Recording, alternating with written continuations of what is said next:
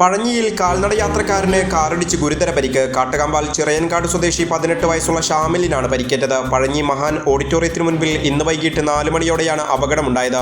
ചിറക്കൽ ഭാഗത്തേക്ക് നടന്നു പോകുകയായിരുന്ന യുവാവ് പെട്ടെന്ന് റോഡിലേക്ക് കയറിയപ്പോൾ പുറകിൽ വന്നിരുന്ന കാർ ഇടിക്കുകയായിരുന്നുവെന്ന് ദൃക്സാക്ഷികൾ പറഞ്ഞു. അപകടത്തിൽ ഗുരുതരമായി പരിക്കേറ്റ യുവാവിനെ കുന്നംകുളം നന്മ ആംബുലൻസ് പ്രവർത്തകൻ വിഷ്ണുവിൻ്റെയും നാട്ടുകാരുടെയും നേതൃത്വത്തിൽ രക്ഷാപ്രവർത്തനം നടത്തി ആദ്യം കുന്നംകുളം മലങ്കര ആശുപത്രിയിലും പിന്നീട് തൃശൂരിലെ സ്വകാര്യ ആശുപത്രിയിലും പ്രവേശിപ്പിച്ചു. അപകടത്തിൽ കാറിന്റെ മുൻവശത്തെ ചില്ല് തകർന്നു. അപകടത്തെ തുടർന്ന് മേഖലയിൽ ഭാഗികമായി ഗതാഗതം തടസ്സപ്പെട്ടു.